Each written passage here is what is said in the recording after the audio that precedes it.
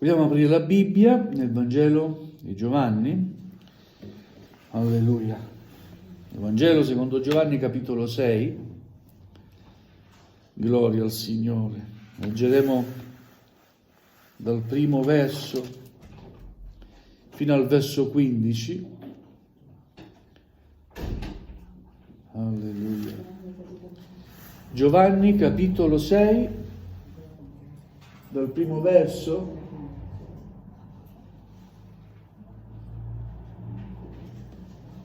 Alleluia. Va bene, non ti preoccupare. Abbiamo tempo. Gloria a te, Gesù. Moltiplicazione dei pani, sì, questo qua. Giovanni, capitolo 6, dal primo verso. Va bene, gloria a Dio. Possiamo leggerlo? Gloria al Signore. Ci alziamo in piedi, vogliamo onorare la parola di Dio. Chi non ha la Bibbia può seguirlo. Proiettati i versi, gloria al Signore. Dio sia lodato. Dopo queste cose, Gesù se ne andò all'altra riva del mare di Galilea, cioè il mare di Tiberiade. Una gran folla lo seguiva, perché vedeva i miracoli che egli faceva sugli infermi. Ma Gesù salì sul monte e là si pose a sedere con i suoi discepoli. Or la Pasqua, la festa dei Giudei, era vicina. Gesù dunque, alzati gli occhi e vedendo che una gran folla veniva verso di lui, disse a Filippo: dove compreremo del pane perché questa gente abbia da mangiare? Diceva così per metterlo alla prova, perché sapeva bene quello che stava per fare. Filippo gli rispose: 200 denari di pani non bastano perché ciascuno ne riceva un pezzetto.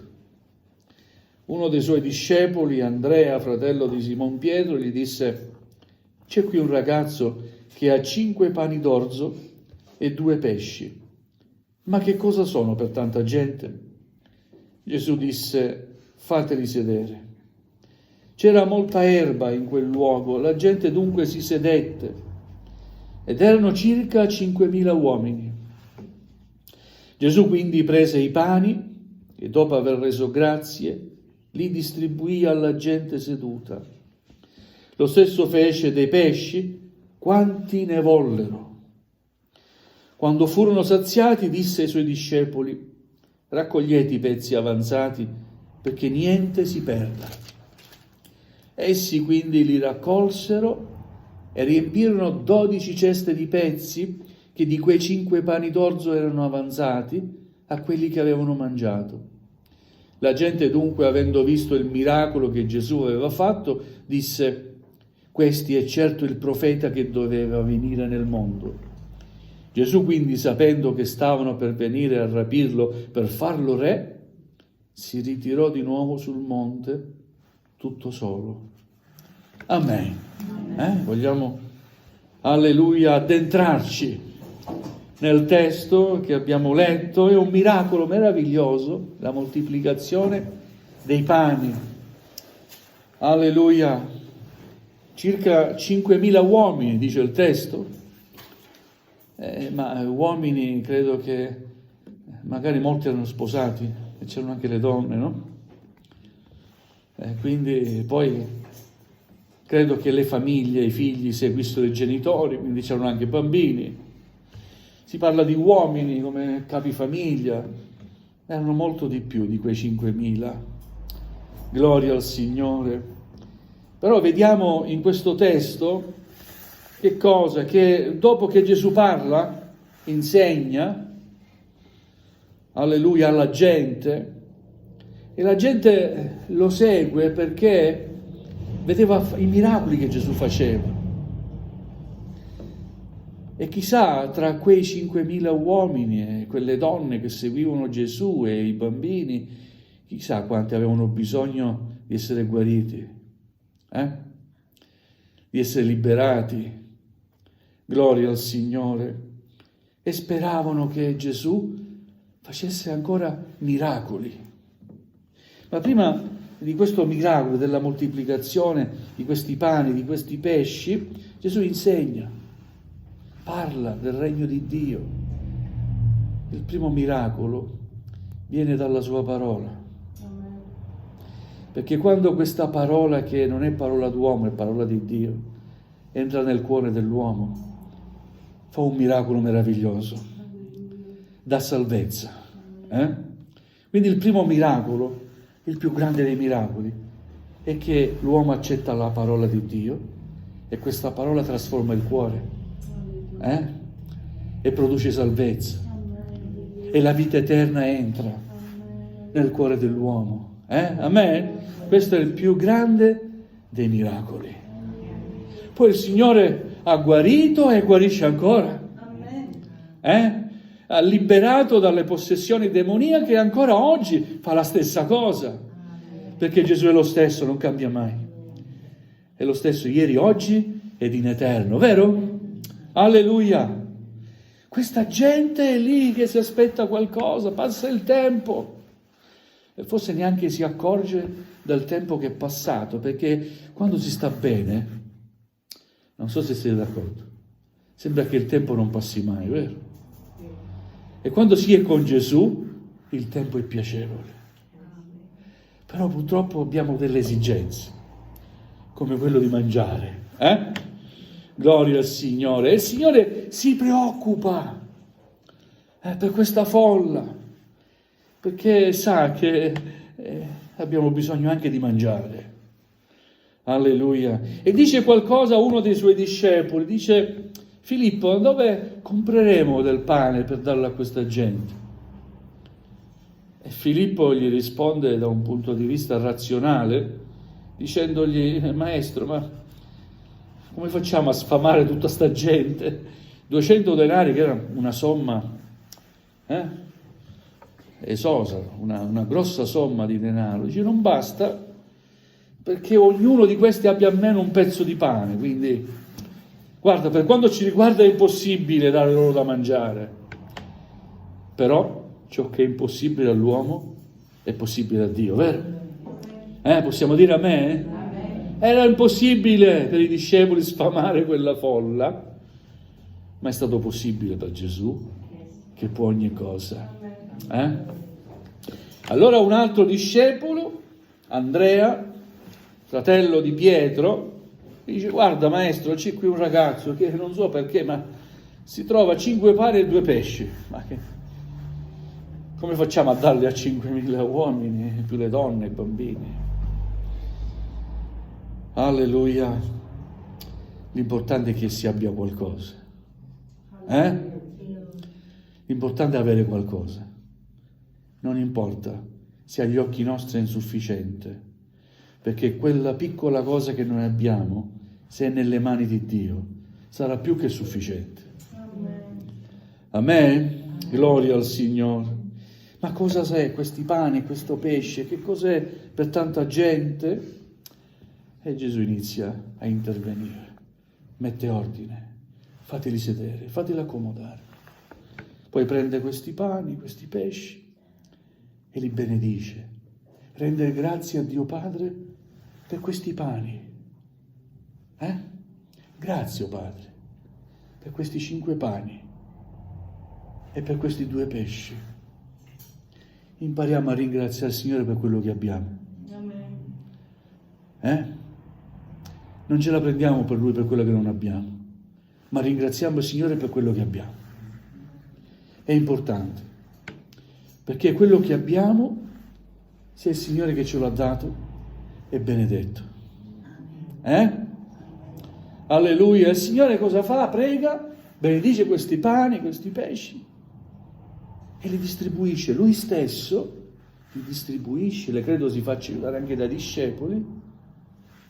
Tutti hanno avuto da mangiare. Gloria a Dio. Amen. Dio provvede sempre. Siamo d'accordo? Dio provvede. Dio sa le nostre necessità, vero? E provvede da un punto di vista spirituale e provvede anche da un punto di vista materiale. Gloria a Dio. Possiamo affermare che fin qui il Signore ci ha provveduto. Non ti è mai mancato nulla, vero? Ringrazia il Signore. Non dimenticare mai la provvidenza di Dio. Dobbiamo sempre dire grazie, Signore. Quando hai davanti un piatto, grazie, Signore. E ricordati di quelli che non hanno nulla da mangiare. Prega il Signore per quanti non hanno nulla da mangiare, affinché il Signore possa provvedere e ti metta anche a te nelle possibilità di avere forse un pane o un pesce. Non importa. Forse vorrai sfamarne uno solo. Gloria a Dio, non importa. L'importante è che partecipiamo all'opera di Dio. Gloria al Signore. Tutti furono saziati. È un miracolo, vero? Tutti furono saziati e nessuno ha detto io non ho avuto. No, tutti hanno preso, tutti hanno mangiato. Gloria al Signore. E questa mattina mi piace pensare che tutti stiamo mangiando dal Signore. Non c'è nessuna teglia di pasta, no, ma c'è il pane di vita, che è la sua parola. Tutti stiamo prendendo da questa parola. Il Signore parla a tutti. Alleluia, chi in un modo, chi in un altro, ma la sua parola è per tutti noi. E tutti possiamo essere sfamati da questa parola, perché Lui sa le esigenze del nostro intimo. Ciò che turba il nostro cuore, Lui lo sa. Ciò che abbiamo di bisogno da un punto di vista materiale, Lui lo sa. Non c'è nulla che Lui non sappia. E ti dico una cosa, come Gesù si è interessato per tutta quella folla così numerosa, si interessa anche per noi che siamo pochi. Amen? E fosse anche uno solo, nessuno verrà mai escluso dalla grazia di Dio. Alleluia, perché il Signore è buono. Perché Gesù è la dimostrazione dell'amore di Dio Padre. E non può rimanere insensibile davanti al bisogno di chi si aspetta qualcosa da Lui. Alleluia. Tutti furono saziati. E vi dico una cosa, perché lo dice la parola di Dio. Il Signore ha dato anche in modo abbondante. Quel pane è stato abbondante. Ne sono rimasti 12 ceste, altre 12 ceste. E anzi Gesù dice: andate a raccogliere quello che è rimasto, perché niente si perda. Niente deve essere perduto dalla grazia di Dio. Amen? Alleluia. Ogni briciola che viene dal Signore è preziosa. Fosse anche un fiocco di pane della sua grazia, è prezioso per l'anima nostra. E ti dico una cosa, fosse anche un semplice verso della sua parola, è prezioso al nostro cuore. Amen? Alleluia. Raccogliete pezzi avanzati perché niente si perda. Signore, fa che non possiamo perdere niente. Sapete, a volte si esce dalla chiesa, si torna a casa e tutto quello che si è ricevuto va perduto. Basta un niente che ci fa scattare, e come siamo stati prima alla presenza del Signore, abbiamo pregato, abbiamo goduto della sua pace, e poi basta un niente e subito dimentichiamo quella pace, l'amore, la presenza di Dio, fa che niente si perda. Ma vogliamo custodire tutta la grazia di Dio in un modo come se fosse la cosa più preziosa che abbiamo. Amen? Alleluia! Ma queste 12 ceste che si sono riempite mi fa pensare che Dio provvede non solo a chi di bisogno, ma anche per chi lavora per Lui. È vero? Alleluia! Quanti erano gli apostoli? 12. E anche gli apostoli. Qualcuno era anche sposato, aveva famiglia, tipo Pietro. Anche gli apostoli non hanno bisogno di mangiare. Vedete, il Signore provvede per tutti. E vi dirò un'altra cosa, non ha mai debiti con nessuno. Siete d'accordo?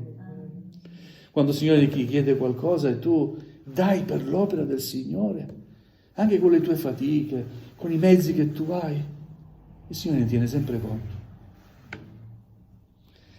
È scritto anche: l'operaio è degno del suo salario. È giusto che chi lavora abbia poi la sua ricompensa. E chi lavora nel campo del Signore avrà sempre la sua ricompensa. Questo ci deve spronare, spingere a lavorare per il Signore. Amen? Ma come possiamo lavorare per il Signore? Ha una fabbrica il Signore? Ha un campo? Sì, ha un campo. Il mondo è il suo campo. E questo mondo ha bisogno di essere arato come terra, è vero? Ha bisogno di essere seminato, ha bisogno dell'acqua che poi scende dal cielo, affinché poi possa produrre il proprio frutto. Amen? Alleluia! Il Signore ci chiama ad essere seminatori, agricoltori, contadini, spiritualmente parlando. Vogliamo avere a cuore l'opera di Dio. Non vogliamo solo avere a cuore i nostri interessi. Dio provvede.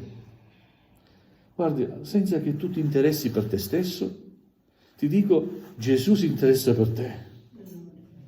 E sempre provvederà quello che ti necessita. C'è un salmo che dice: io ho visto i leoncelli soffrire penuria e fame, ma non ho mai visto nessuno mancare di cibo. Perché il Signore è colui che provvede. Persino gli animali possono avere mancanza di cibo. E stiamo ascoltando notizie, no? Che gli animali che sono in montagna hanno scarsità di cibo e vanno verso la città e sono pericolosi perché devono mangiare. L'istinto ti porta a mangiare. Gloria al Signore. Il Signore ci provvede ogni cosa. Certamente attraverseremo momenti forse un po' più difficili, un po' meno difficili, ma ci sono difficoltà nel mondo. E come credenti non siamo immuni dalle difficoltà. Anche noi viviamo in questo mondo. Abbiamo fede in Dio? Sì, sicuramente, ma anche noi viviamo in questo mondo. Amen. E allora anche tu avrai le tue difficoltà, io avrò le mie, ma a differenza di chi non ha fede nel Signore, e noi sappiamo a chi rivolgerci. Nei momenti più bui, più difficili, sappiamo a chi rivolgerci. E il Signore è sempre stato fedele. Non ha mai detto no, ma ha sempre provveduto. E lo farà ancora. Quindi vogliamo, come dire, rassicurarci, e confidare nel Signore che vuole che noi stiamo bene, non che stiamo male. Amen? Dio desidera soddisfare i nostri bisogni primari, le nostre necessità, ma prima di tutto desidera che l'anima nostra sia saziata. Amen? Prima di tutto desidera che l'anima nostra sia soddisfatta dalla sete. Poi la fame e la sete materiale, gloria a Dio, quello, il nostro corpo sarà soddisfatto per la fedeltà di Dio.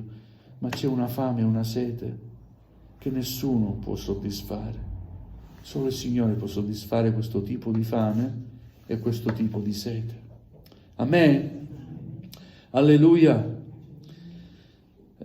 Quando ho ascoltato la notizia di questa pallavolista che si è tolta la vita, mi sono venuti in mente veramente quanti giovani, quante persone interiormente soffrono perché non hanno la luce di Dio.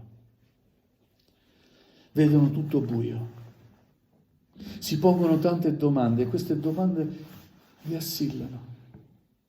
Poi il nemico, il diavolo, mette dei pensieri perché vede la fragilità e la possibilità di strappare un'anima al Signore e vuole distruggere le vite. Alleluia. Se quella pallavolista avesse sentito parlare di Gesù, io credo che avrebbe avuto una scelta. Amen? Ma così, guardando interiormente dentro di lei, non ha visto alcuna speranza.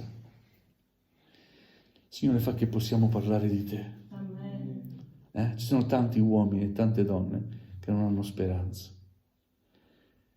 Noi abbiamo Gesù Cristo, il Signore, la vera speranza, la vera vita e la luce che rischiara le tenebre. Alleluia. Amen? Amen. Alleluia, non vogliamo tenerlo per noi stessi, solo per noi. Vogliamo essere generosi. Vogliamo offrire Gesù. Vogliamo parlare di Gesù. Amen, gloria a Dio. Alleluia. Quella folla, dopo che aveva mangiato, avendo visto quello che Gesù aveva fatto, dissero, quella folla disse: questo è certamente il profeta che deve venire nel mondo. Sicuramente questo è il Messia.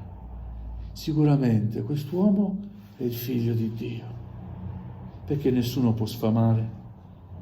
Tanta gente con 5 pani e 2 pesci. Deve essere una persona speciale, una persona particolare. E Gesù è una persona particolare. Amen? Amen? È l'unigenito che è venuto dal Padre.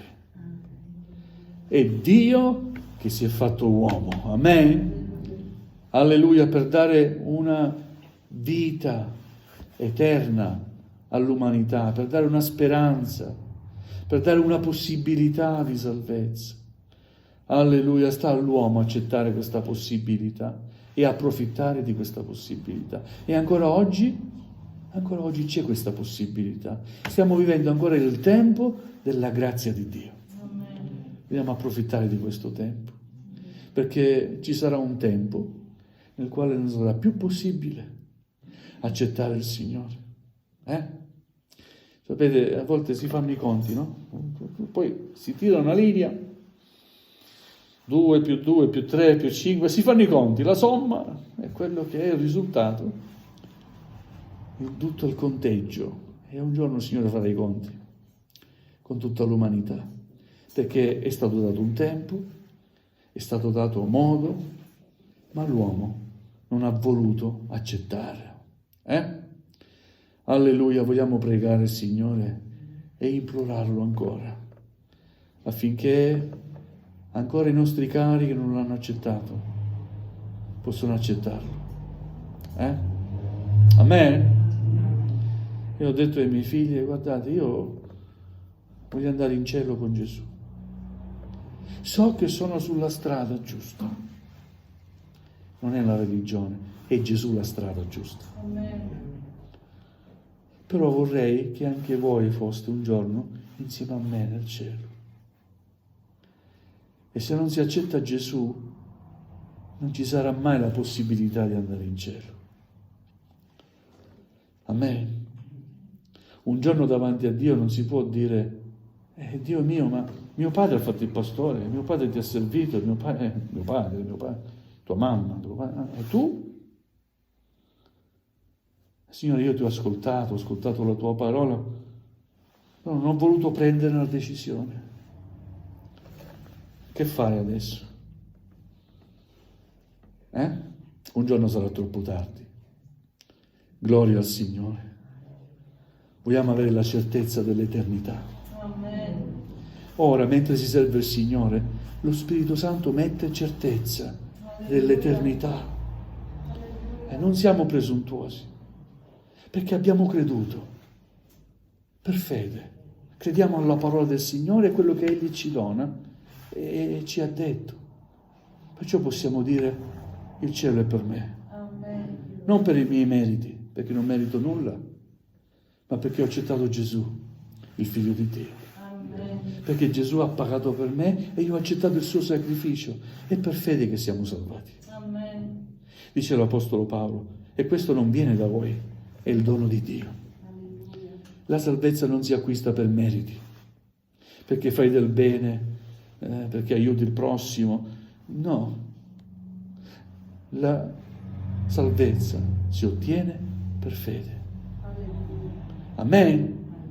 Gloria a Dio per le opere, ma le opere e la fede vanno insieme, vanno di pari passo. Se hai fede in Dio non puoi fare cattive opere. Capite quello che vuole dire la parola di Dio? Se hai fede in Dio non puoi fare opere cattive. Le tue opere saranno conseguenza della tua fede. Amen.